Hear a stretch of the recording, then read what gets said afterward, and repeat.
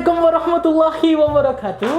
Anda bersama saya lagi, kalau bukan Sehistrozi. Okey, so hari ini kita akan belajar atau kita akan sambung pembelajaran kita yang sebelum ini. Masih lagi di tingkatan 3, bab yang ketiga mengenai pentadbiran negeri-negeri Melayu bersekutu.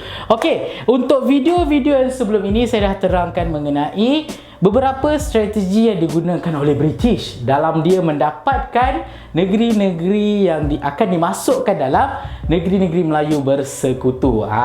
Okey.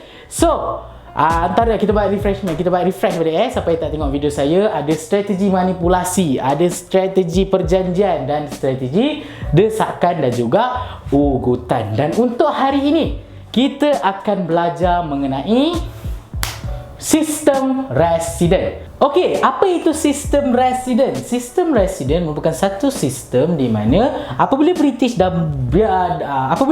dah menguasai keempat-empat negeri, iaitu Pahang, Perak, Negeri Sembilan dan juga Selangor. Okey, British perlu meletak seorang wakil. Wakil British untuk mengawal keempat-empat negeri ini. Okey? Okey, jadi keempat-empat wakil ini bertanggungjawab untuk mengawal sistem pentadbiran yang dijalankan di keempat-empat negeri ini. Dan wakil-wakil ini digelar sebagai residen. Maksudnya residen ini adalah pegawai British yang diletakkan khas, okey, untuk orang kata mengawal tindak tanduk raja, tindak tanduk sultan yang ada di empat-empat negeri ini. Dan kalau kita tengok di bahagian kanan saya, ini adalah orang kata senarai, okey, pegawai-pegawai British yang bergelar residen yang diletakkan di keempat-empat negeri, iaitu di Perak.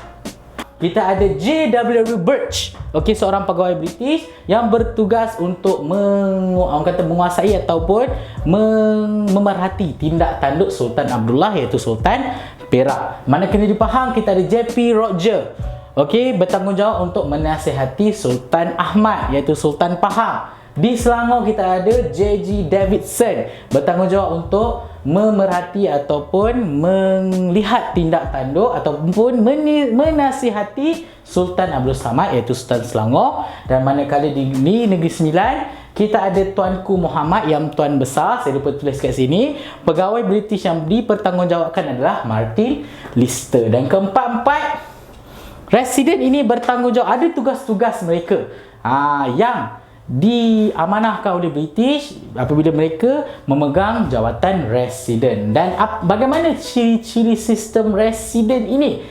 Kalau korang tengok, okey, di bahagian kiri, di bahagian kiri saya, okey, di bahagian kiri saya, kalau korang tengok, ini adalah ciri-ciri sistem residen. Korang kena tahu ciri-ciri sistem residen ini. Sebab apa?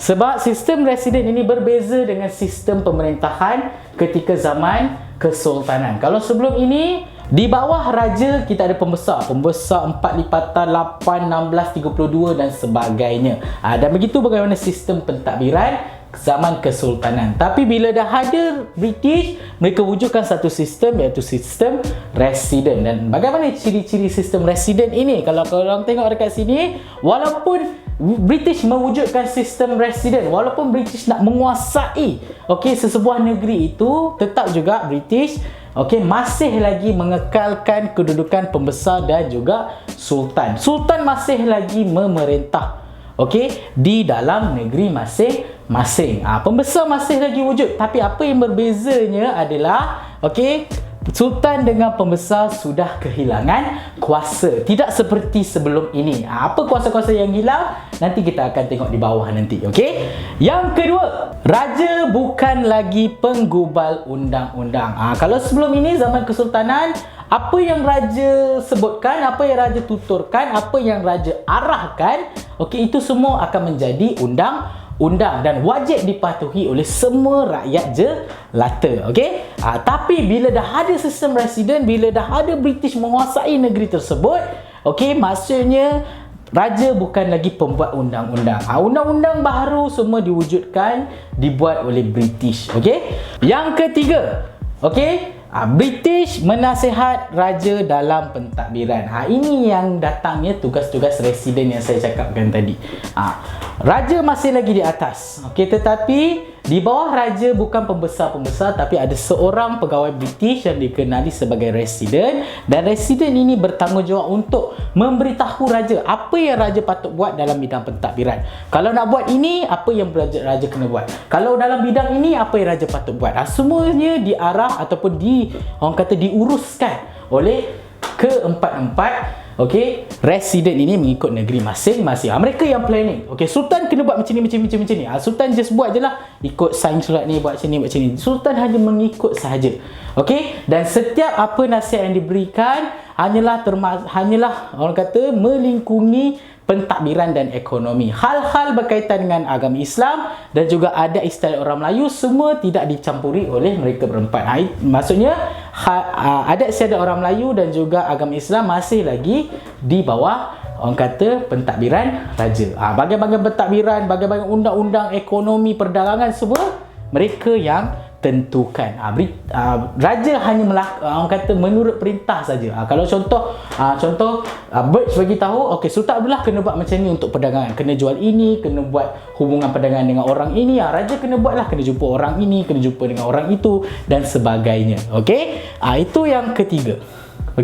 Yang keempat, pembesar hilang kuasa untuk memungut cukai. Kalau korang tengok dalam video sebelum ini, banyak pembesar-pembesar yang bergaduh untuk mendapatkan hak memungut cukai. Contoh macam Datuk Kelana dengan Datuk Shah Bandar. Macam contoh peristiwa Perang Kelang. Semua pembesar-pembesar ini bergaduh untuk dapatkan hak memungut cukai. Tapi kalau korang tengok, bila dah ada sistem residen, bila British dah menguasai sebuah negeri itu, semua hak memungut cukai semua jatuh ke tangan siapa kalau bukan ke tangan British. So pembesar hanyalah seorang pembesar, tak ada apa-apa kuasa, tak ada orang kata kuasa untuk memungut cukai sebab semuanya dah jatuh ke tangan British. Gitu. So yang seterusnya, tugas pembesar diambil alih oleh pegawai British. Ini yang tadi. Sama juga. Kalau sebelum ini pada zaman kesultanan, yang menasihati raja adalah pembesar. Pembesar yang bagi tahu, tuanku kena buat macam ni. Kalau korang tengok, kita ada jawatan bendahara, temenggung, laksmana, penghulu bendahari kan sebelum ini korang belajar pada tingkatan 2. Tapi bila dah ada residen, semua kuasa yang ada pada bendahara, pada temenggung, pada penghulu bendahari, laksmana semua dah hilang. Semua jatuh ke tangan pegawai-pegawai British seperti resident. Itu yang seterusnya.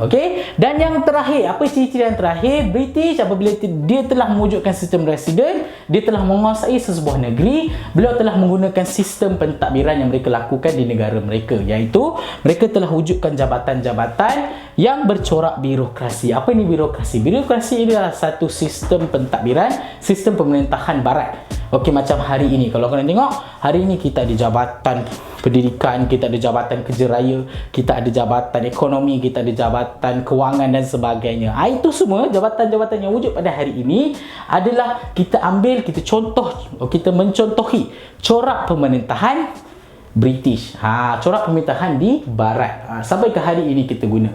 Dan ianya bermula pada zaman sistem residen ini diwujudkan. Sampai ke hari ini. Kalau sebelum ni kita tak ada jabatan pendidikan, kejaraan kita tak ada. Semuanya bergantung kepada pembesar, kepada bendahara, temenggung, laksmana dan juga penghulu bendahari. Tapi bila dah ada ini, kita terpaksa mengikut sistem yang dibawa oleh British. So, sampai di situ saja video saya pada hari ini.